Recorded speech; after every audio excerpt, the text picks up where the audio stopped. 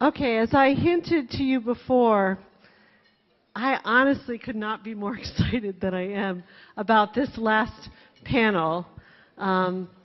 These are three individuals who individually and as a group give me great hope about the future of positive organizations.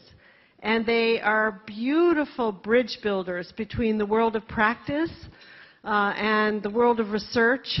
And I've seen all three of them deeply touch students' lives in ways that are very lasting and impactful. So what I'm going to do is give a brief introduction for each of the three speakers, and they'll then go for 15 minutes in the order in which I'm introducing them. And then we'll have hopefully 15 minutes left for Q&A. So be prepared, please, for some good questions, some good inquiries. Okay, we're first going to have the privilege of Chris Murchison, who has had a decade of dedicated work as the Vice President of Staff Development and Culture at Hopelab. We're learning actually at this conference that many people around the table are using his videos. He's really a cultural architect extraordinary. He's innovative, courageous, and deeply curious. He is the first visiting leader for our Center for Positive Organizations. And I think all of us who are at the center have been greatly impacted by his visionary and inspired engagement with us and with students. Okay, so that's Chris. Next is, in orange, is Fred Keller, who's had 41 years as the founder and chair of Cascade Engineering, a global firm that started with injection molding, but now is a sort of composite of 13 businesses. Fred is generative, transformative, collaborative, an amazing change maker who's revolutionizing how we think about business.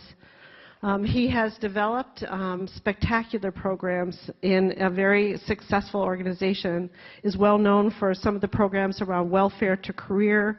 His firm identifies itself as an anti-racism company. He lives the commitment, and I mean really lives the commitment to employees, community, and the environment. And we've been lucky enough to have him as an executive in residence at our center. Third, and not last, is Jessica Amortegui, who's the Senior Director of Learning and Development at Logitech, after 5 years as Director of Global Talent Management at VMware. She's creative, and she's deeply passionate, and she's a designer of transformative programs and experiences that help people find purpose and meaning.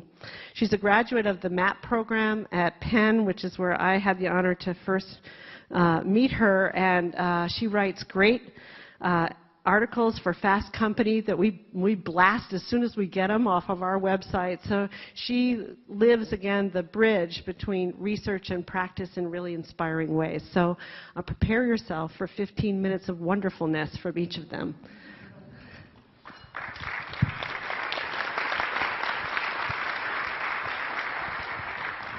Good afternoon. So I'm honored to be here. It really is a privilege, and honored to share what are perhaps some big sky thoughts from a practitioner's perspective on POS research. So first, a few things about myself. So hello. My name's Chris, and I am a positive deviant.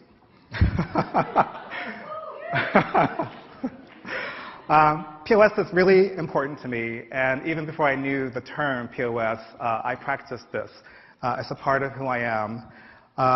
We spend so much time at work, and it just saddens me when I encounter people who are in workplaces that are filled with fear and mistrust and incivility and negativity and cynicism. It really saddens me.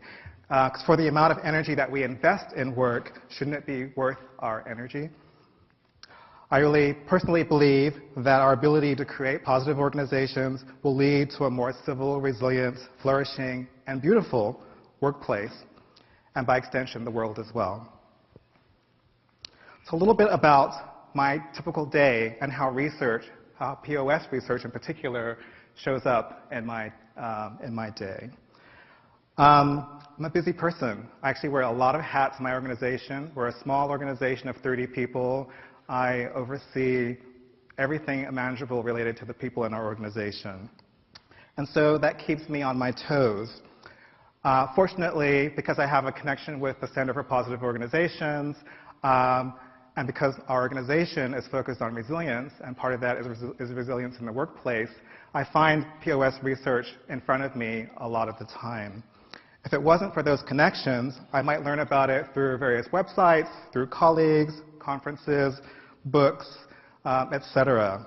But there's a lot of information out there, and at times it can be a little overwhelming. And my inbox gets a little bit full. One of my reliable sources of wisdom in POS does come from colleagues. There's a group of us in the Bay Area that have been organizing some dinners of bringing together people who are focused on organization culture to come together and to get to know each other and build a community.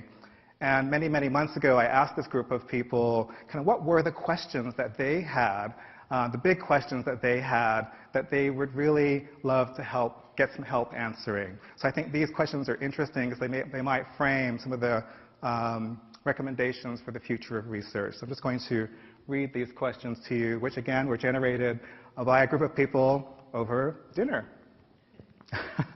First question, what are the most effective methods for scaling fundamental culture-building practices and habits in organizations? How do you sustain culture as an organization goes through rapid growth? How might a set of fundamental practices or habits sustain and evolve healthy company cultures, especially during fast growth and change? I work in Silicon Valley. There are companies that grow rapidly from a dozen to hundreds in a matter of months.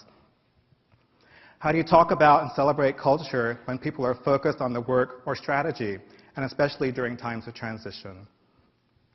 How do you get people to uncover at work in a way where they feel they have both the responsibility and the freedom that comes with belonging to a community?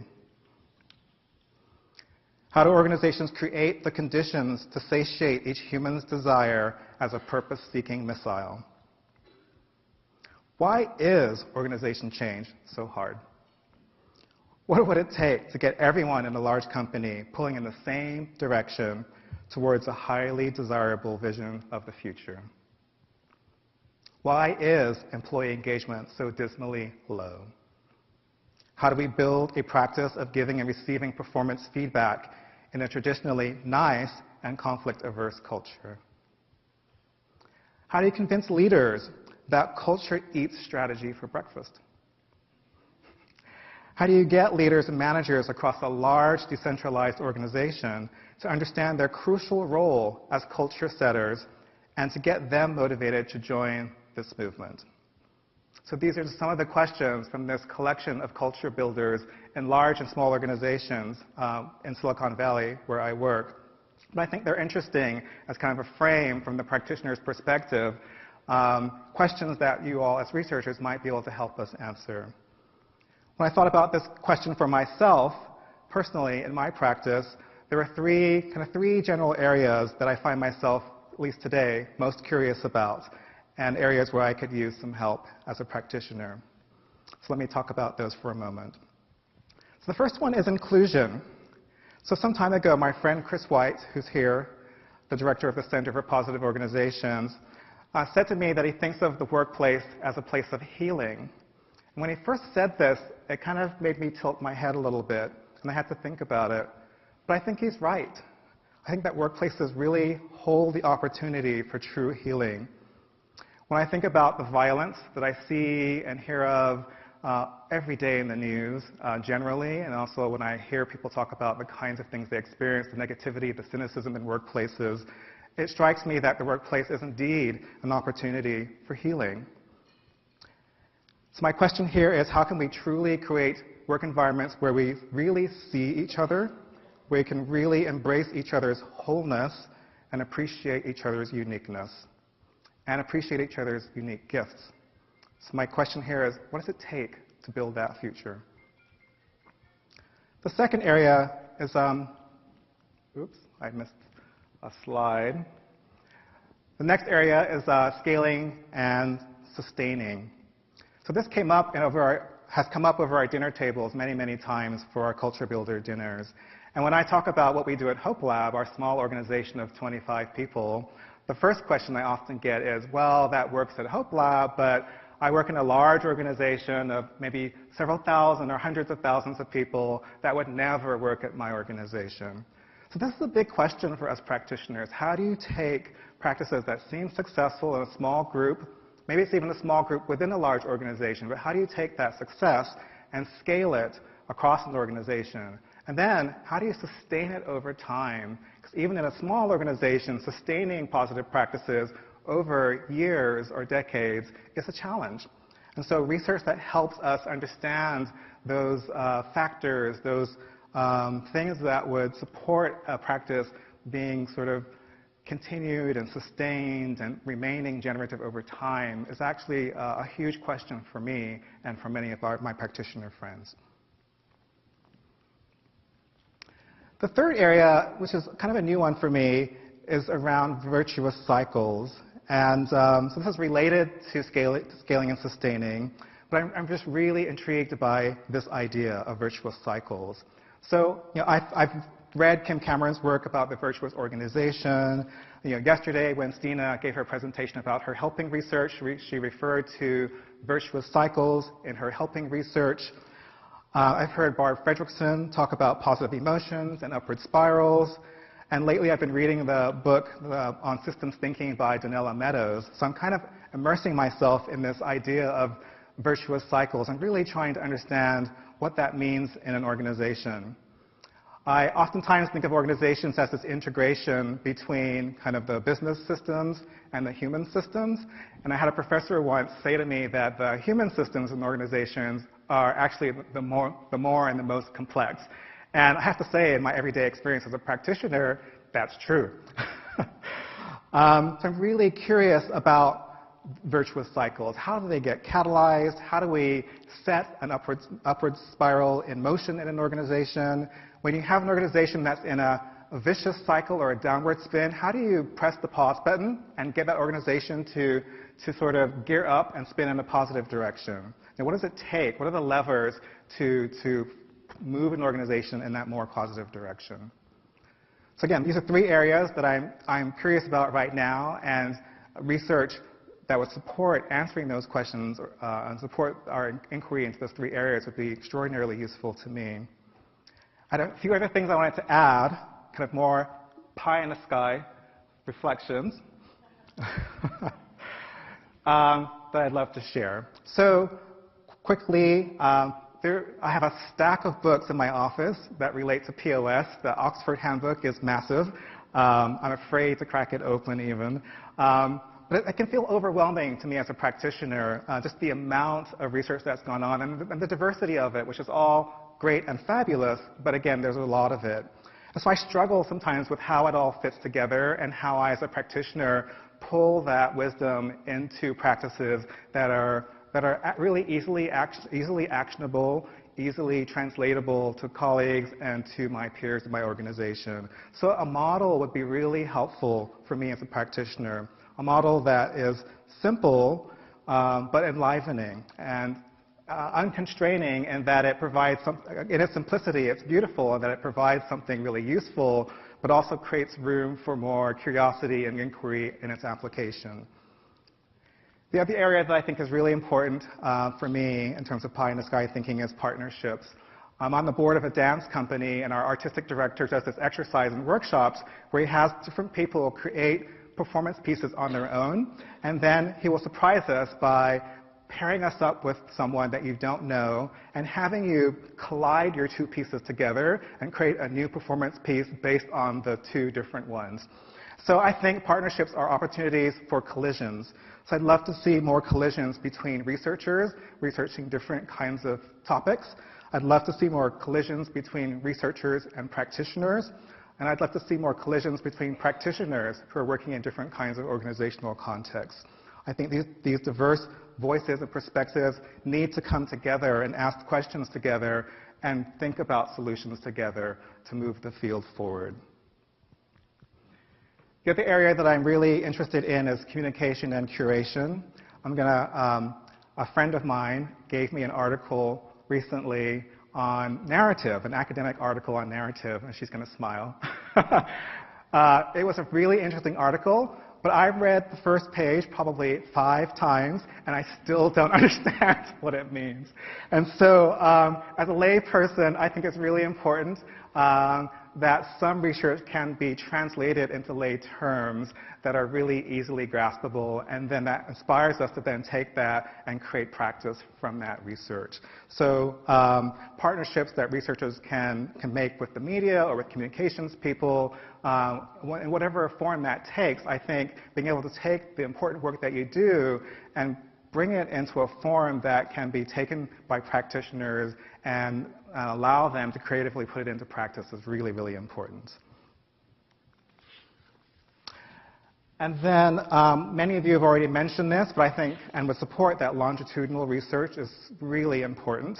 And I say that because organizations are just complex creatures and they change constantly. So a 2-week study now might reveal something different than a 2-week study 2 years from now in the same organization. So organizations are fickle, leadership changes all the time, practices shift constantly. So I think the more we can do longitudinal, long-haul research, I think the more will be revealed about how these systems play out over time and come into effect to support POS practices. And then finally, I would say and encourage all of you to think about yourselves as practitioners as well. So you all are, many of you, most of you are in organizations as well as academics, and I've worked in an academic institution, and I know that there's a lot of work that can be done in academic institutions around positive practices. And so I actually think it's an interesting idea for researchers to maybe create some of their own practices or apply some of their research within your own environments and use that as well as a source of wisdom about this field and about this work. So I'll just close with a quote. This is from a book by Khalil Gibran, who wrote a book called The Prophet. And there's a quote in there that work is love made visible. And I love this quote in particular because I think in the end, perhaps all of this work that we do is about love. It's about doing what we love, about loving what we do, and creating environments that allow us all to express our deep caring for one another and support of each other, which I think is really love made visible. So again, it's an honor to be here and a privilege, and thank you for having me. Thanks, Chris. I agree with Chris. Can I stop? This is really an honor for me as well to be here. It's a thrill to be a part of this kind of deep thinking. Is that me? Oh, that's Chris. All right, sorry. It's a thrill to be a part of this kind of deep thinking place. It's a place I get to peer into a couple days a month, and I really enjoy it. It's such a contrast with what I do on a daily basis. But I wanted to just give you a sense. I'm a child of the 60s, if you will. I started this company in 1973. That makes it 42 years old. And something that I have been thinking of it as a place where I really wanted to have a work environment, a place, a business, if you will, that was both a great place for people and a great place, that would make some money and be a good business as well. And that was my foundation. That was my thinking when I started. But we're manufacturers. We do manufacturing things every day. We've got 1,600 employees in 5 states and Hungary. It's a place where we have sales offices in every state, plus Canada and most of Europe. I'm very proud of what we've done as an organization, but some of the most proud things we do are dealing with having an organization that people really like being around. They like being in. They like working in it. We've got a lot of folks that have 30, 35 years of tenure with the organization. But I want to, my kind of point of view, if you will, my basic feeling that I have after these number of years in business is I'm really very excited about the opportunity that business has to impact society. So it's kind of it's the beyond interactions with individuals and beyond institutional, but how does it impact society? And the opportunity we have there is absolutely striking to me and virtually untapped at this point in time. I wouldn't say totally untapped, but beginning there. And I want to try to present some sort of a framework for you at the end of this. And I'm going to skip over this stuff pretty quick because I've got 15 minutes. But for us, it starts with a purpose. And our purpose as an organization, you can talk about these things forever, but we've kind of settled on the triple bottom line thinking. So it's making a positive impact on society, the environment, and being a successful business. We don't think that's a zero-sum game. We think it's very possible to have all three things. Measuring those is really interesting, and I've got another theory about that, but we won't talk about that right now. But let me give you 4 examples of things that we've looked at in our organization. Now, we didn't sit down and have a study group and say, what 4 things should we work on? But these came at us over time. The Welfare to Career program really started in the mid-90s. We've declared ourselves an anti-racism organization about 4 years ago. We've been working on the environmental things for about a decade and a half or so, or about a decade, and the clean water is about a 7 or 8 year old effort. But we looked at these kinds of things and found out that we could have an impact on them. And let me give you the example of the Welfare to Career real quickly.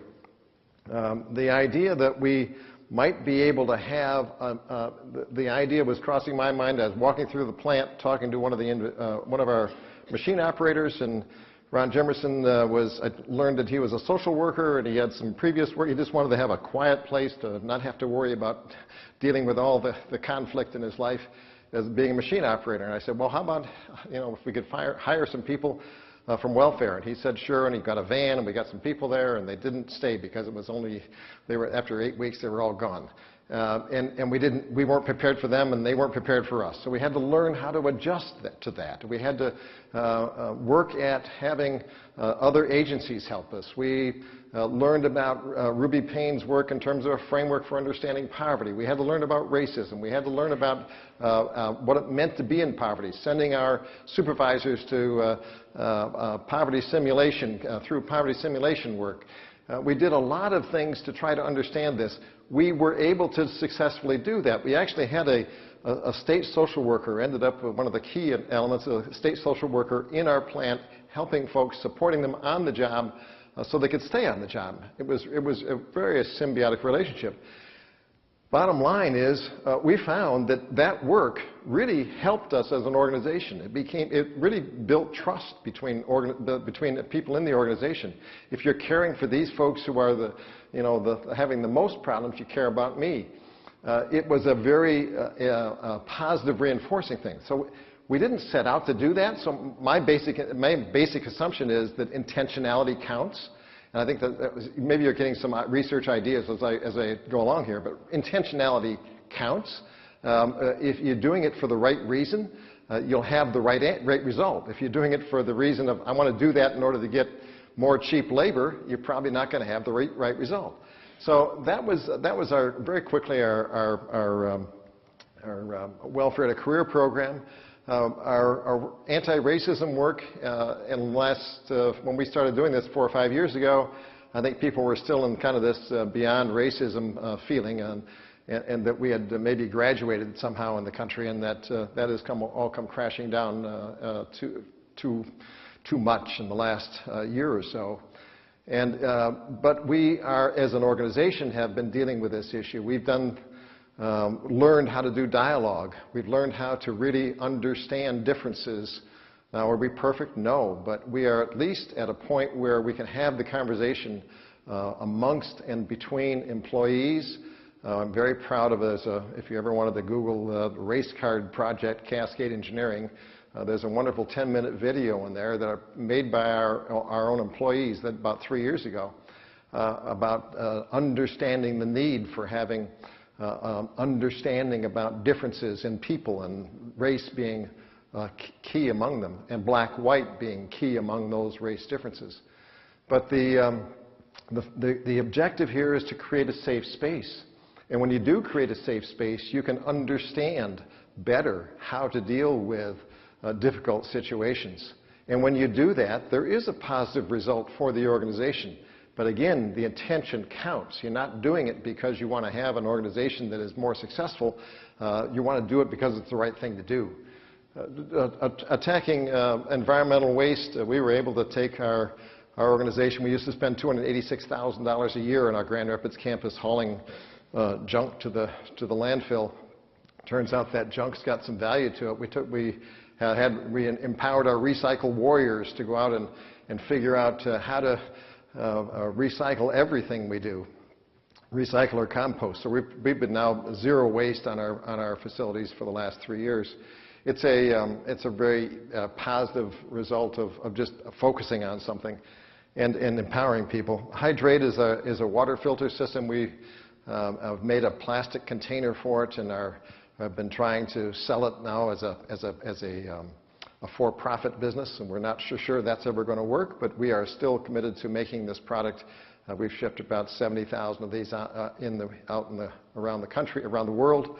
About 700,000 lives have been positively impacted. We feel it's a good investment, but it's still something that we're working on in terms of how do you really make that work as a business. But those are some of the things we've done as an organization.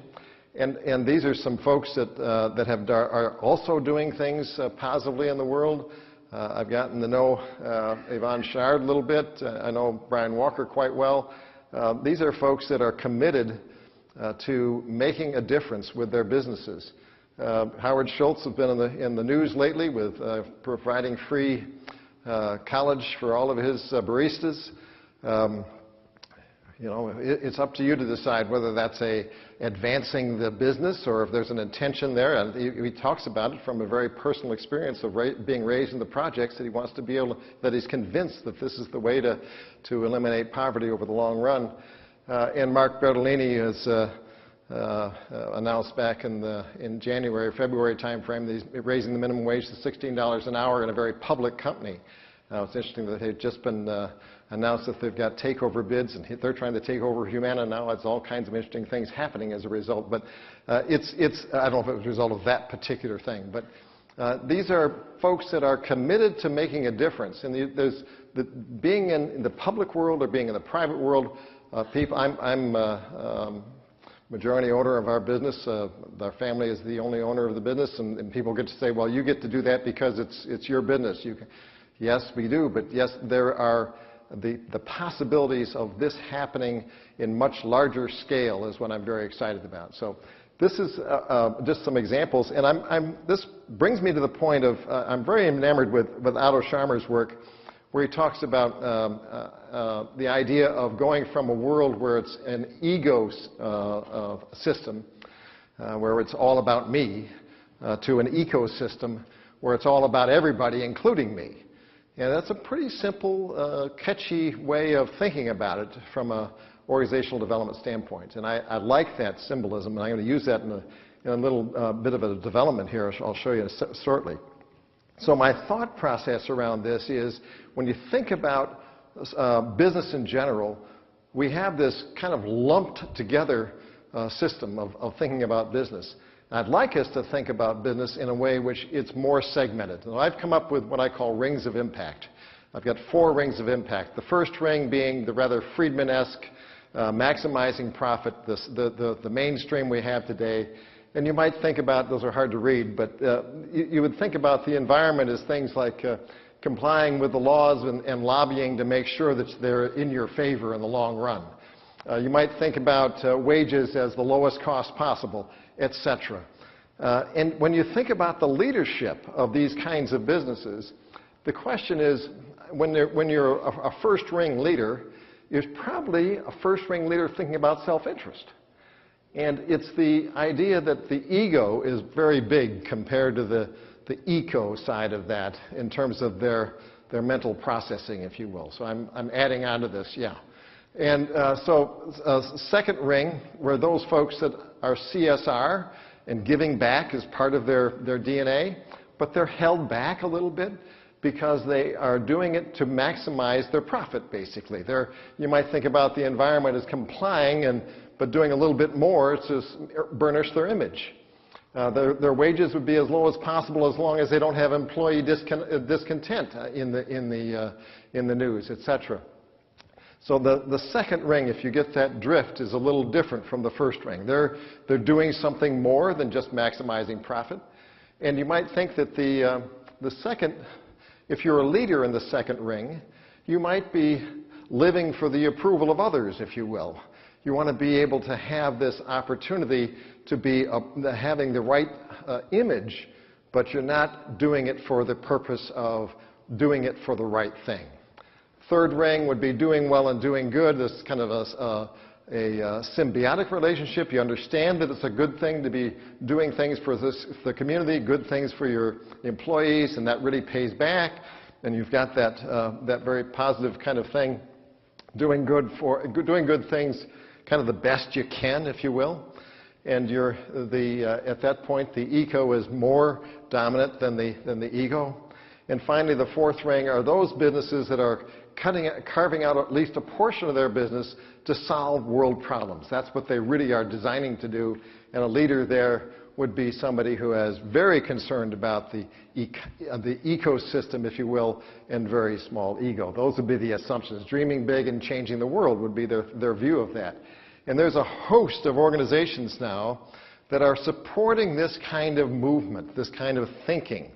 And a great deal of research can be done in this area to understand which ones are impacting which kinds of factors for these organizations going forward. And so this reminds me, my favorite phrase is, we've really got to change the narrative, as was talking before, somehow around this idea of going from corporate social responsibility, where it feels like somebody is kind of like telling business to be responsible, and I'm going, I'm supposed to be irresponsible? I mean, what would that? How is that challenging to me to be corporately responsible? And I really think we should change this to be corporate social opportunity. And we have the opportunity in business is unlimited to what we can possibly do. And there's the intentionality of that is really, really important. If you're doing it because you want to advance the world, we'll get incredible results. It doesn't take away from the idea that we've got to do a very good job in our business. We've got to be as creative, as disciplined, as focused as necessary, but we can make big improvements in the world. And there you go. There's your 4 rings of impact. 15 minutes, okay?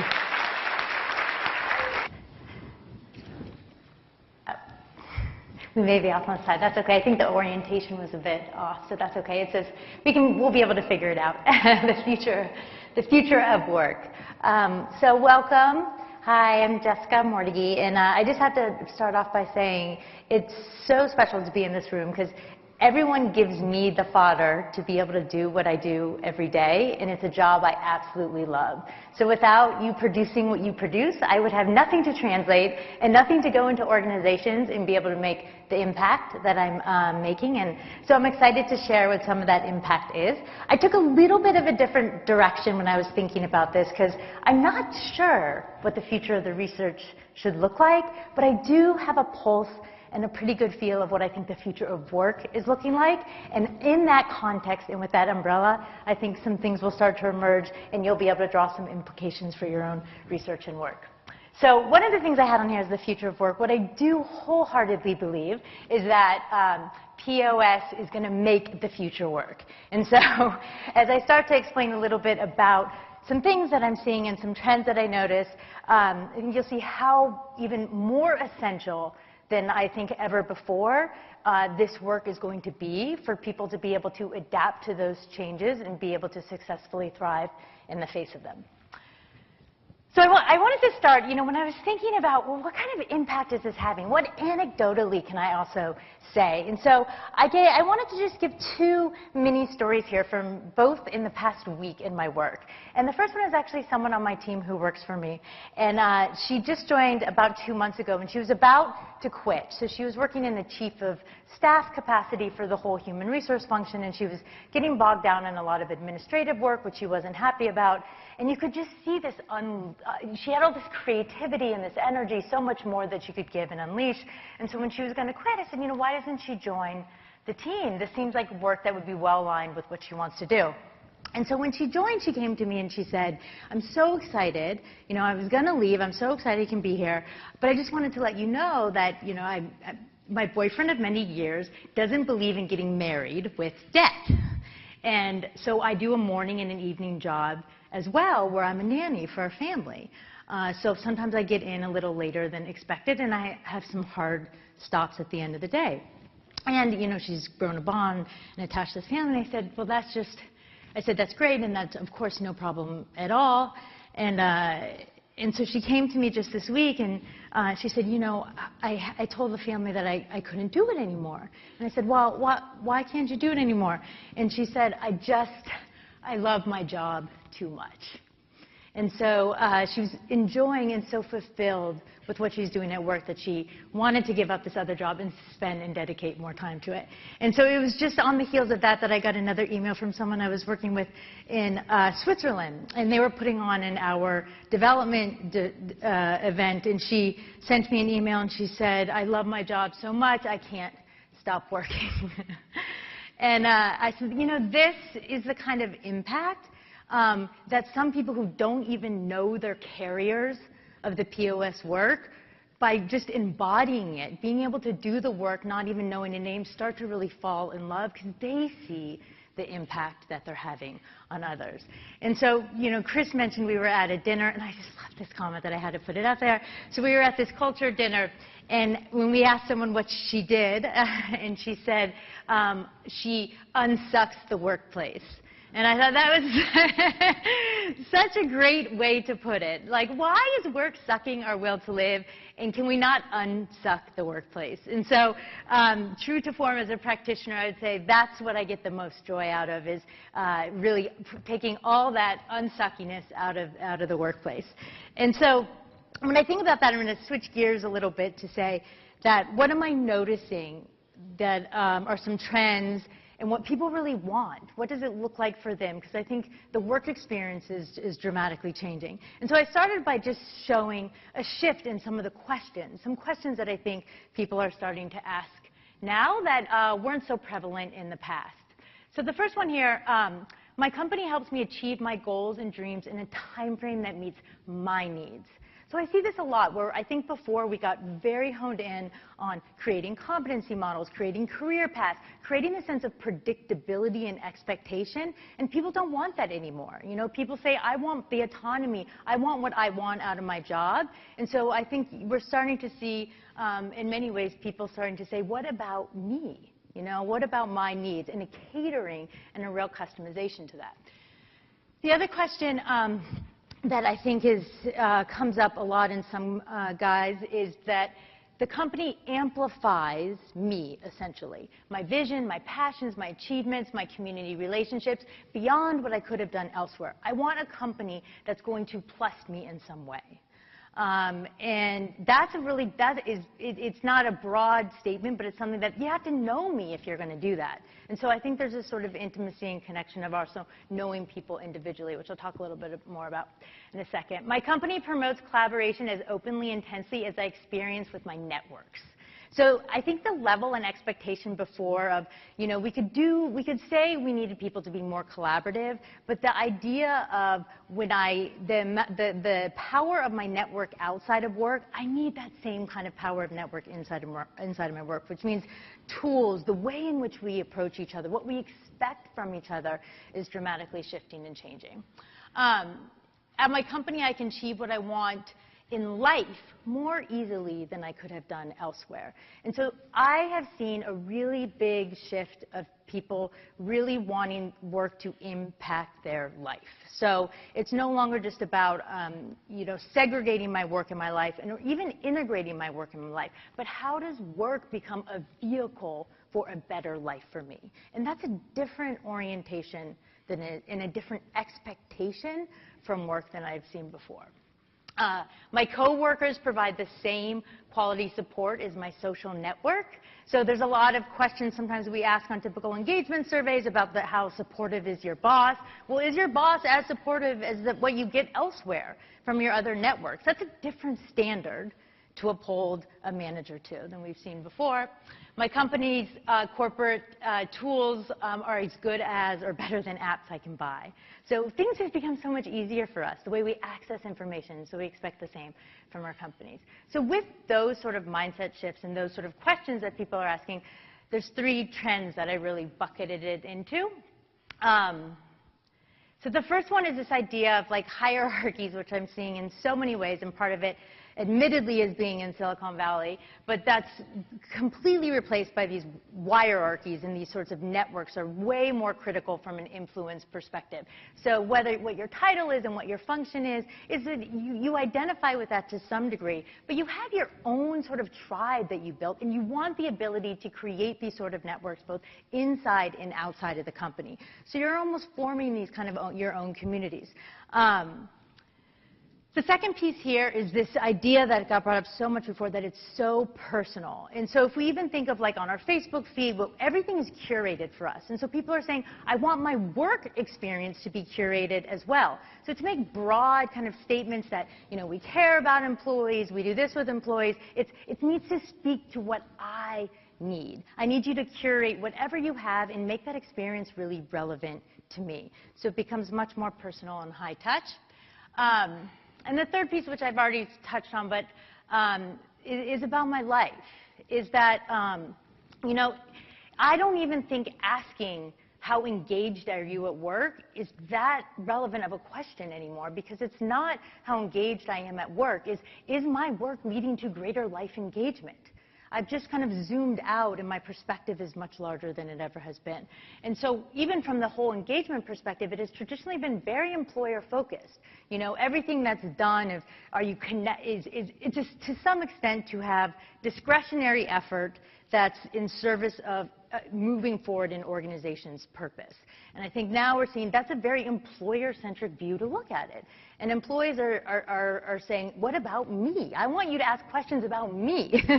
Not what I can do for you, but how you can make things better for me. So work needs to be a vehicle, a vessel that was going to take us on that journey. So, you know, those three changes, I was going to go into it a little bit more and just talk about what I'm seeing that kind of brings this to life in certain practices that I think are kind of innovative or interesting that are dealing with this. So the concept of this hierarchy, connection is really huge. So I think even people talking about connection, yearning for more connection, yearning for kind of deeper quality connections. So I love this, you know, just the quote of a hierarchy is, I think, sums up what I feel like the workplace so embodies, which is, you know, two-way flow of power and authority based on knowledge, trust, and credibility, focus on results enabled by an interconnected people and technology. So I spent some time before VMware at Nike, and I was always fascinated by this. When a new leader came in, they said, oh, we have a way. One of the administrative assistants says, I have a way to tell if that leader is going to be successful. I said, what's your cue? I can tell within a couple of weeks. And it's whether people attended that leader's meeting. Were people opting out right away? So it was totally a sign of, this is all, you know, the leader already was coming in with some sort of power and they had the title, but did people automatically feel that they could trust this person? Were they credible? So this idea of having to influence people without any, without having the title traditionally, or even having some of the processes that reinforce authority, those are just slowly kind of absolving by the wayside. So, you know, at Logitech, I know they're on a really big mission, and it's mostly the CEO who wants to get rid of titles. He doesn't want anyone to be able to have a title. So we are also in an open space environment. No one has a seat. So all of these things, I think, are just symbols that it's a different way of working. All right, it's personal. So I love this. So this is my workout, which I thought summed this up. So I always think there's fascinating trends in terms of how people are choosing to work out, like CrossFit, and what that means in terms of what people prefer in their work environments, which is another sort of story and digression. But I'm at this place here called The Zone. So you're in a team, and so there's the team. But what's so interesting is I'm constantly getting personal feedback. So that's me. I'm at 77% of my heart rate of 141. So even though my heart rate, we're all doing the same exercise, right? Mine's a little bit higher than MB next to me. It's still giving me data to let me know how optimally I'm performing in my training zone. And I think the same sort of idea of this kind of feedback, of people want to be connected to a community, but they also want to personally be getting information, self-insight and self-knowledge that they can do something with. And that's a different model. The model that we've had before has relied really more so on a manager giving feedback or other people giving feedback. We're saying, give me the tools to actually give me my own sense of how my performance is doing and let me come to that conclusion. So there's the personal aspect. This one, yeah, and so this one I'm super passionate about because I think it resonates with so many people. And in the work I do in development, I have the opportunity to actually provide development experiences that say, it's not just about you as an employee, it's about you as a human being. And so I get to see the impact that has on people when they can walk away and feel like all of them was actually addressed in the session. So this is some research, and I think, what we need to do to be able to get there, it was a future of work study by someone who blogs by the name of Bill Jensen. And in his study, he had about 7,000 people. He said that about 70% of people reported they were happy in the moment, at that moment. 69% said that they felt like they were able to achieve their dreams on their own. 72% felt hopeful and optimistic about it, but then only 29% felt like their work would allow them to do that. And so again, it's at that point of why is work sort of disintermediating these things that I want in life as opposed to work actually fueling me on my own personal journey. So some things that I've seen too. So at VMware, we did some leadership development experiences that actually took people to Cambodia. Is my time up? Is that my subtle hint? Or South, yeah, or South Africa on these 10-day service learning adventures. And this is that fundamentally is changing the way a leadership development experience looks like, and having these sort of transformative experiences where people can say that truly affected my life. I recently, I think, along the line, I recently did a 360 for somebody who's at LinkedIn, and I was fascinated by this because the questions I got were like no other 360. It had nothing to do with, competency, and it had all to do with this person's brand and their character. So I had questions like, if Michelle could be a cereal, what would she be? I thought, this is the best 360 I have ever given someone feedback. And it said, of what brand attributes do you see Michelle? So it was nothing, and before I'm used to rating on a scale of 1 to 5, how, what someone is here. And I, had a call and say, this was the most refreshing form of feedback I've ever been able to provide someone. And even that, the shifting of that, it was more holistic in life, it's more personal, and it's more custom to her. So some things so I have been at Logitech for a little over 4 months.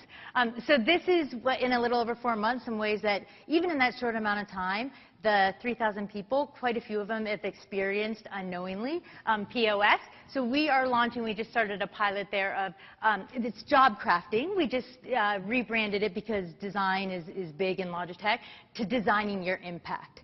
And it's targeted to all global employees. And so when it started, they said, well, we want to do something around creating development plans. I was like, I can't do it. I imagined like just the traditional thing where they find out, here's what you need to get to the next level, so like, you need to focus on this, so go take a training course. I was like, it's not going to happen here. So we sort of reimagined that to what it could be. And that's job crafting. That's us just on Monday doing a pilot. And in the middle, you can't see it. I thought I was so creative. That's strengths bingo. Yeah, not so creative. I was so, when I heard that they were changing up, I said, yeah. So, and they walk away with that of being able to strength spot in others. That's a VIA report there. So everyone who actually does it has the opportunity to take the VIA, and then they go through the workshop. So the other things you'll see, I've launched this Positive Deviant series. So it's global workshops that have hit about 1,000 people. There's been 2 of them. The one that we just did a couple weeks ago talked a lot about creating a team purpose. And so that caught on like fire. Like everyone's all running around talking about their purpose. They're all excited. And especially, I don't know why, but especially in Asia Pacific, this seemed to like really resonate more so even than anywhere else, which has been phenomenal. This session called Genius Maker, which is 2 days of POS kind of experiential learning, which the first time I did this at VMware, I was looking through the course evaluations, and I noticed someone said, this was the best training I've ever had in 20 years in Silicon Valley. And it said something was different. I think maybe it was ... more positive. So I love that assessment of it. And then this, Inspire Speaker Series is, another thing that if I think of the organization as kind of having these pores, and I'm trying to infuse this as much as I can and see what can seep in. So these are all ways people are kind of getting it into their system, sometimes even unknowingly, but eagerly embracing it. So this is the last slide, so I know, and if I kind of sort of sum it up, and the culmination of it is, the biggest impacts I've been able to see is really to be able to affect a culture and really to be able to affect people's lives.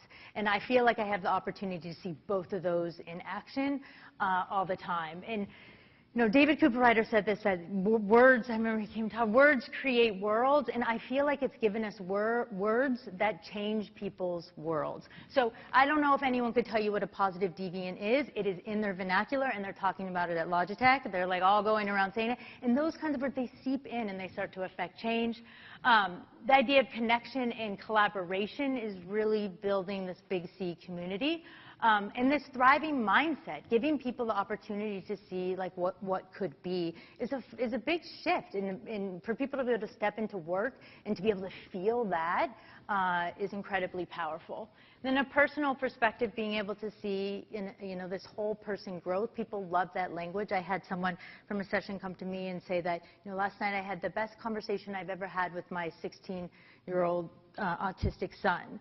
And that's what a development experience in a company, I think, should be. It should yield those kinds of benefits for people. More good days, so we know, making a good day of confidence. People can do what they do best, feeling a sense of connection. Yeah, well, those are in itself. So using these POS interventions is really enabling people at the end of the day to have more good days, which I find a small incremental measure with a big impact. And this idea of authenticity. So I think workplaces have traditionally been places where we conceal ourselves. And all these things give people tools to reveal themselves and to celebrate who they are. And you can see that in the interactions. And so it has a real profound effect. So now I think I'm definitely up on time. So thanks.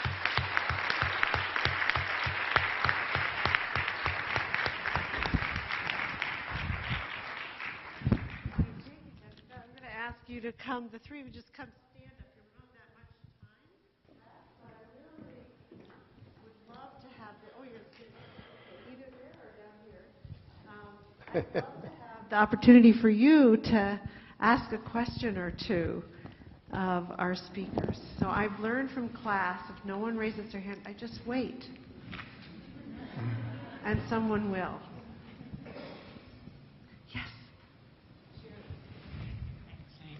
Hi, thanks for all those great presentations. Can I just ask the last speaker, with the It's All About Me, there's some research showing, that people are becoming more narcissistic. Is that what you're seeing, or are you seeing it as some different perspective? I think there's just a shift in more of a personal identity, being of less willingness to want a collective identity or see the purpose in that. I had someone recently tell me, I'm not loyal to my company, I'm loyal to my network. And so that to me is also when it's about me, it's about my connections, my community. It's what I care about, as opposed to a broad-based sort of, we'll care about this as a company. And so that's a little of the observations that I feel like I've noticed, picked up on. Chris, you or Fred have comments about kind of this me, we tension that you see, or observations? I liked what Jessica said about so often in performance management, or the feedback that you get revolves ultimately around how you're supporting the bottom line of the business in many cases. And I just think employees want more. They want more sense of purpose in the workplace. They want a sense that my company really cares about me and sees me, and that I am growing and my whole life is being enlivened by this experience, not that I'm just sort of a cog in a corporation's wheel. Yeah, I think there's a sense that I liked what you said about the people wanting to get more meaning out of their workplace, and that their identity is wrapped up in the workplace, and they want to make sure that the identity reflects them. And to the extent that they can get that feedback about how well they're doing relative to supporting that kind of persona that the company is having, and that there's a connection between that, I see that more than the narcissistic side. And maybe it's because we got the coasts in the middle. I don't know. Okay, Scott.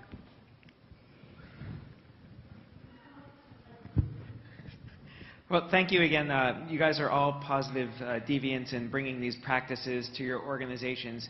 What do you see as the major obstacles in helping diffuse these practices to a larger set of private and public organizations? Yeah, I think about that a lot, and I think it's related to this.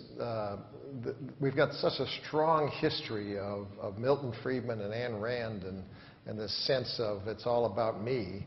And I sense that there is the business world is really steeped in that, and it's rewarded for that. And I think the narrative has to change. And I refer to it as the heart-head dilemma. I think every business leader has a heart, but it's considered the soft stuff. It's considered the narrative is don't get in touch with that stuff. You'll get led down the wrong path. So we need to be able to have that's where research is so important. To be able to demonstrate that following that POS path doesn't result in bad results. In fact, it reinforces the positive results. I like to think of performance of an organization as, I got a new formula for you. Ready for this one? Mm-hmm. People think that performance is equal to finance, F, P equals F.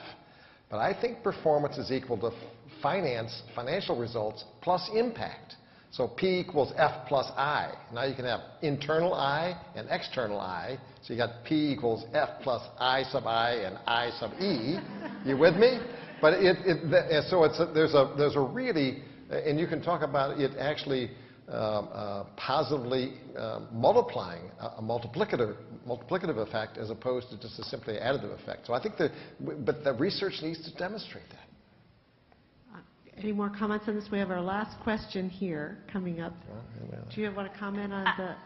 One thing that I think is just so important is you'll see there, is the contextualization of it to where a company is, so it's not rejected like an organ rejection. So here, having to do designing your impact, and how to twist some words. But there's tweaks that it has to, it's got to fit with where they are to kind of take them where you want them to go. And every place, I think that looks a little bit differently of kind of trying to maneuver your way in and understand how will be most, adopted within, kind of their current culture and ways of thinking and doing and being. So.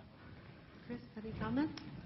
I would just add, I think there's a lot of opportunity. I mean, yes, there are challenges, but I also see a lot of opportunity. And I really do think that partnerships between researchers and practitioners is an important part of the opportunity space. Yeah.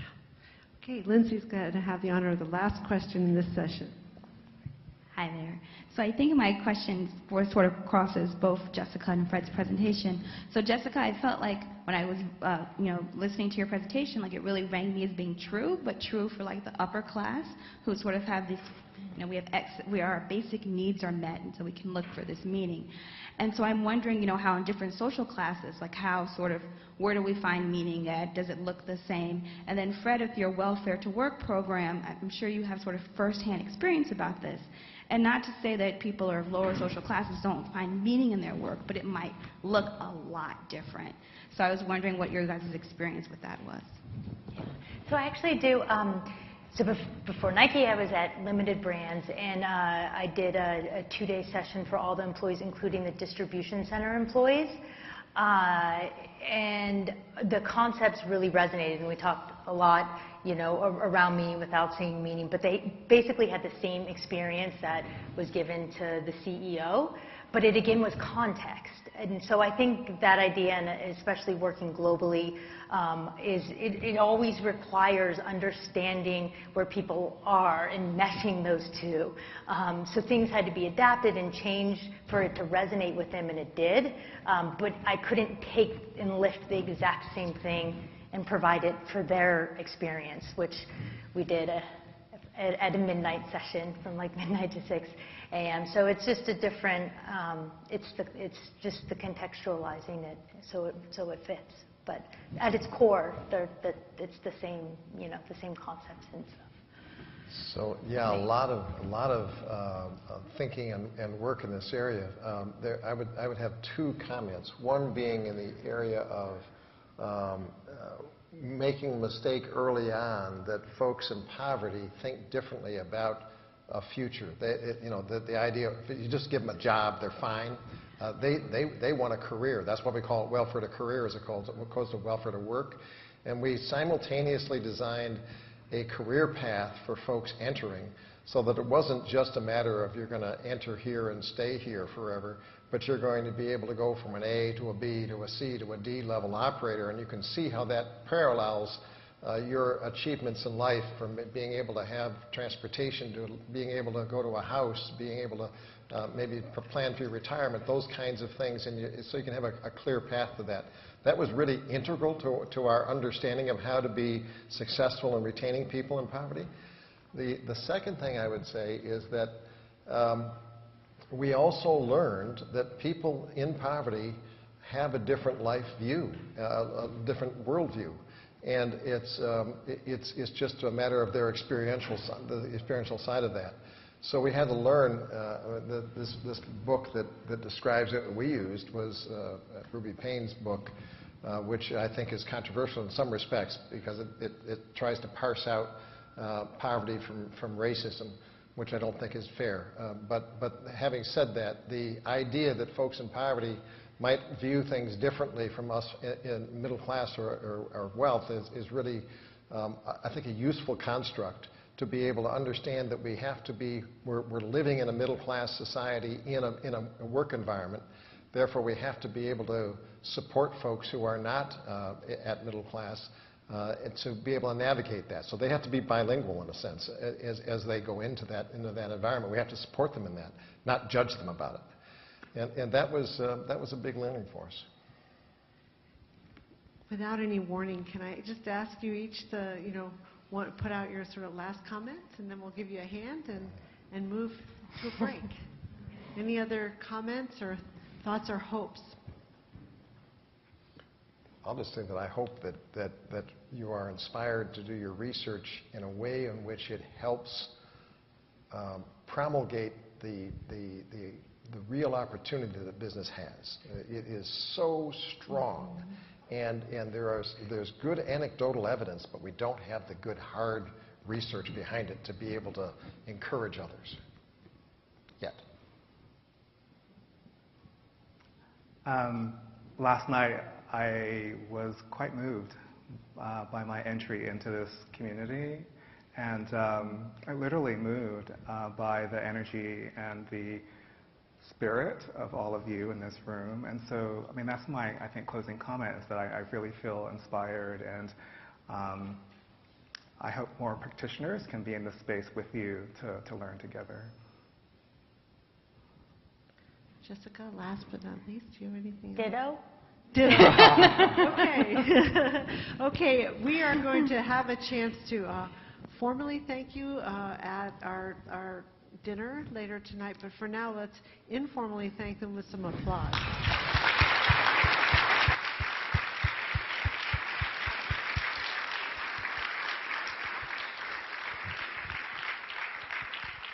And we will join you back here at 7 o'clock for a celebration dinner. And we hope you have a chance to go outside, mingle, have fun, rest, whatever your body needs.